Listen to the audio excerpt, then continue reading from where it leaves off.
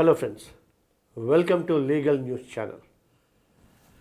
ఈ మధ్య నా దగ్గరికి ఒక క్లయింట్ వచ్చారు. హస్బెండ్ పెళ్ళయి నెల 2 నెలలు ఉంటుంది అనుకుంటే బహుశా అంతే. వచ్చి, సార్ మా ఆవిడను వాళ్ళ పేరెంట్స్ మా అందరి మీద 498A సెక్షన్ వేస్తూ ఉంటున్నారు సార్. అప్పుడు జైలుకి వెళ్ళిపోవటం అది ఇది ఉంటుంది.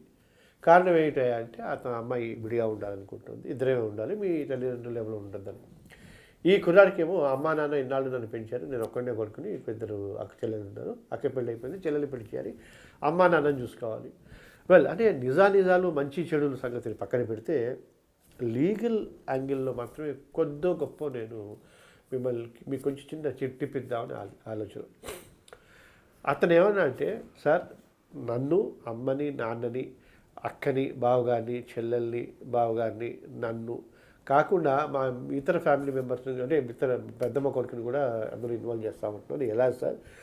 కేవలం నన్ను కన్నందుకు, నాకు తోడబుట్టినందుకు, లేదా నా తోడబుట్టిన వాళ్ళని కట్టుకున్నందుకు వీళ్ళందరినీ కూడా నేను పోలీస్ స్టేషన్లో జైలుకి తీసుకెళ్ళాలని అతను కన్నీళ్ళు పెట్టుకున్నాను. నేను అడిగా అతనికి, మరి ఏంటో ఏం చేద్దాం? లేదు సార్, నన్ను ఎంత శిక్ష చేసినా సరే నాకు ఉరేసినా పర్వాలేదు, కానీ మా వాళ్ళకి ఏం కాకూడదు అని చెప్పేసి అతను అన్నాడు. ఎలా సార్, ఏదైనా మార్గం ఉందో నన్ను ఒక్కడే తీసుకెళ్ళేలాగా మిగతా వాళ్ళు తీసుకెళ్ళకూడదు అంటూ అతను చెప్పుకొచ్చాడు. నేను చెప్పాను, పాతాళ భైరవి సినిమా చూసావా అని. చూశాను సార్. మాయిల్ ఫకీర్ ప్రాణం ఎక్కడ ఉంటుంది? చిలకలో ఉంటుంది. అలాగే నిన్ను కొట్టినా, నిన్ను తిట్టినా, నిన్ను జైల్లో పెట్టినా నువ్వు బాధపడవు, కానీ మీ అమ్మా నాన్నను, అక్క చెల్లెలను, వాళ్ళను పెడితే అప్పుడు నువ్వు బాధపడతావు. కాబట్టి నిన్ను బాధ పెట్టడానికి ఎంచుకున్న ఒకే ఒక్క మార్గం మొత్తం ఫ్యామిలీ మెంబర్స్ని ఈ పోలీస్ కేసులో ఇన్వాల్వ్ చేయాలి అని. సో మరి ఏం చేయాలి సార్ చెప్పారు.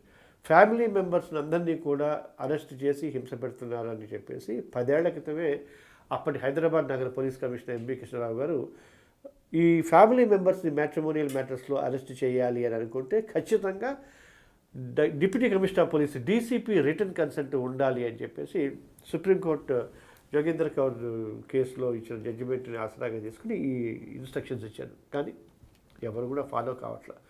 సో అలా ఫాలో అయ్యేలాగా చెప్పాలి, నువ్వు నోటీస్ ఇవ్వాలి, లేదా నువ్వు లెటర్ రాయాలి అని చెప్పాను. ఏంటంటే you have to take the responsibility. నువ్వు పెళ్లి చేసుకున్నావు, నీకోసం నీ ఫ్యామిలీ మెంబర్స్ అందరూ కష్టపడ్డారో లేకపోతే ఆనందపడ్డారో నిన్ను ఇంటివాడిగా చూడటానికి అని చెప్పేసి.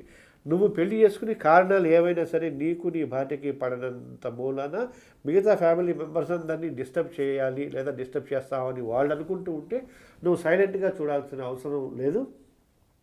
You take the responsibility. అప్పుడెప్పుడో మనం భారతంలో చూసాం కదా, బకాసురుడికి ఇంటి నుంచి ఒకడిని బలిస్తారని చెప్పేసి. అలాగా హస్బెండ్ నువ్వు ముందు నుంచో, నువ్వేం తప్పు చేసావో, లేదా అమ్మాయితో కలిసి మాట్లాడావో, లేకపోతే పెద్దవాళ్ళతో ఉన్నావో, కలిసి ఉండటమే బెటర్ ఎవరు అనుకుంటారు ఎవరన్నా. ఆ మనస్పర్ధలన్నింటినీ దూరం చేసుకుని మీరు కలిసి ఉండండి.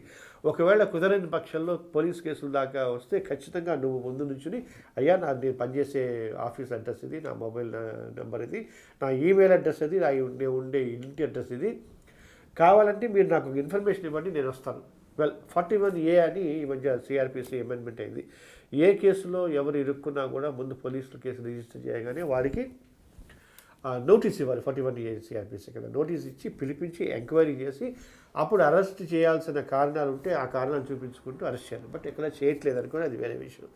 సో అది కాకపోయినా కనీసం వీళ్ళని పోలీస్ స్టేషన్కి ధైర్యంగా వెళ్ళి నుంచుని, నేను భర్తని, నా మూలంగా ఈ ప్రాబ్లం వచ్చింది, you have no business to arrest my family members అని ఖచ్చితంగా మీరు ఆ రెస్పాన్సిబిలిటీ తీసుకుని, ఆ బాధ్యత తీసుకుంటే ఖచ్చితంగా 100% మీ వాళ్ళందరినీ కూడా రక్షించుకోవచ్చు.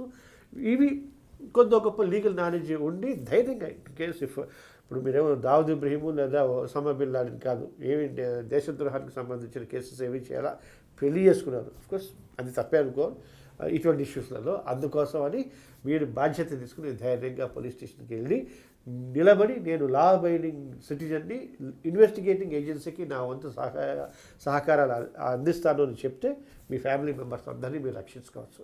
గుర్తుంచుకోండి, take the responsibility as husband. Okay, bye.